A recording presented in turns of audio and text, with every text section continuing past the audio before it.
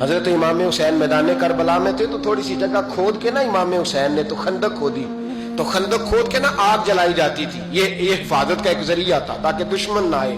تو امام حسین نے اپنے خیمے کے سامنے خندق کھود کے اس میں آگ جلائی تاکہ پردہ رہے، عورتوں کے پاس کو دشمن نہ آئے۔ تو ایک شخص سامنے کھڑا ہو کے کہنے لگا حسین تو نے دنیا میں ہی آگ جلا لی ہے، معاذ اللہ ثم معاذ اللہ، کہنے لگا آگے تو آگ ملے گی، یہاں جلا لی ہے۔